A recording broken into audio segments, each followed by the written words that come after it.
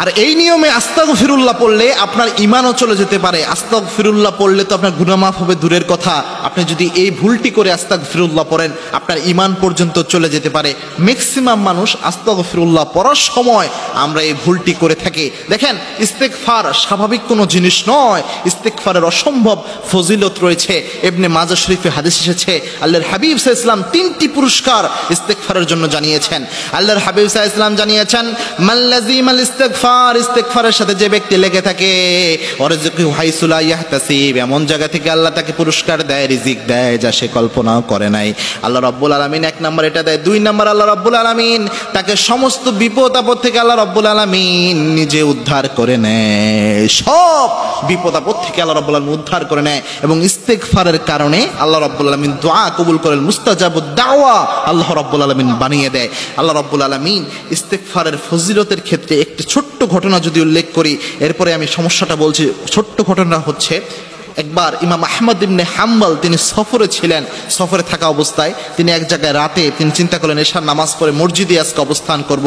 মসজিদে যখন তিনি অবস্থান করছিলেন, ইমামের যিনি মসজিদের খাদেম ছিলেন তিনি তাকে চিনতে পারেন নাই, যিনি ইমাম আহমদ ইবনে হাম্বল জগৎ বিখ্যাত মুহাদ্দিস, তিনি চিনতে পারেন নাই, যার কারণে বললেন আপনি মসজিদ থেকে বের হয়ে যান, এখানে থাকা যাবে না। তিনি চিন্তা করলেন একজন রুটির দোকানদার দেখা যাচ্ছে, যুবক রুটি বিক্রেতা, তিনি যেয়ে বললেন যে আমি রাতটা তোমার এই দোকানের পাশে, তোমার এই চুলার পাশে কাটাতে যাচ্ছি, আমি একজন মুসাফির মানুষ।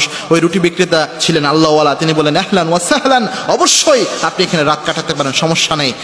ইমাম আহমদ ইবনে হাম্বল লক্ষ্য করলেন ওই রুটি বিক্রেতা যখন যে কাজই করে তখনই পরে আস্তাগফিরুল্লাহ, যখন তিনি রুটি তা দেয় তখন পরে আস্তাগফিরুল্লাহ, যখন যে কাজ করছে তখনই পড়ছে আস্তাগফিরুল্লাহ। ইমাম আহমদ ইবনে হাম্বল তিনি অবাক হয়ে গেলেন, তিনি চিন্তা করলেন যুবক সব সময় আস্তাগফিরুল্লাহ পড়ে কেন? ওই যুবক ইমাম আহমদ ইবনে হাম্বল বলেন, যুবক তুমি সব সময় আস্তাগফিরুল্লাহ পড়ে এর কোনো উপকার তুমি পেয়েছো কিনা? ওই যুবক বলছেন আমি আল্লাহর অনেক উপকার পেয়েছি, অসম্ভব ফজিলত আমি পেয়েছি, সব দোয়া আমি আল্লাহ রাব্বুল আলামিনের কাছে করেছি, আমার সব দোয়া আল্লাহ কবুল করেছেন, শুধু একটি দোয়া আল্লাহ আমার কবুল করে নাই, আল্লাহ আমার মুস্তাজাবুদ দাওয়া বানিয়েছেন, একটি দোয়া আল্লাহ কবুল করে নাই। ইমাম আহমদ ইবনে হাম্বল বলছেন কোন দোয়া আল্লাহ তোমার কবুল করে নাই?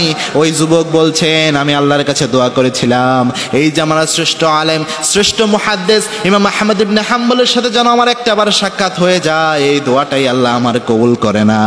ইমাম আহমদ ইবনে হাম্বল কান্না করে দিলেন।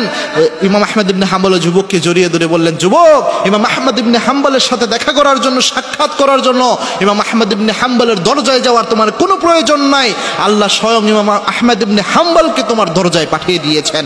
সুতরাং ইমাম আহমদ ইবনে হাম্বলকে ওই যুবক জড়িয়ে ধরলেন এবং কপালে চুমু এঁকে দিলেন। ইমাম আহমদ ইবনে হাম্বলের এই ঘটনা থেকে পাওয়া যায় যদি কেউ ইস্তেগফার পড়ে আল্লাহ রাব্বুল আলামিন মনের আশা পূরণ করে দেয়। ইস্তেগফার আস্তাগফিরুল্লাহ পড়ার সময় অনেকে আস্তাগফিরুল্লাহ পড়েন, ক উচ্চারণ করেন, তাহলে অর্থ হয়ে যায় আল্লাহ রাব্বুল আলামিনের উপর আমি কুফরি করলাম, আল্লাহর কাছে মাপ চাওয়া তো দূরের কথা, এর অর্থই পরিবর্তন হয়ে যায়। এজন্য যখনই আপনি আস্তাগফিরুল্লাহ পড়বেন গ উচ্চারণ করবেন, অর্থাৎ আস্তাগফিরুল্লাহ আস্তাগফিরুল্লাহ আস্তাগফিরুল্লাহ, এভাবে গ দিয়ে উচ্চারণ করবেন। ক দিয়ে যদি উচ্চারণ করেন, আস্তাগ যদি পড়েন, তাহলে আপনার অর্থ হয় আমি আল্লাহর উপর কুফরি করলাম, আল্লাহর বিধানের উপর কুফরি করলাম, তখন অর্থ পরিবর্তন হয়ে যায় এবং আস্তাগফিরুল্লাহর ফজিলত তো আপনি পাবেনই না, বরং আপনার আমলনামায় আল্লাহ রাব্বুল আলামিন গুনাহ উঠিয়ে দিতে পারেন।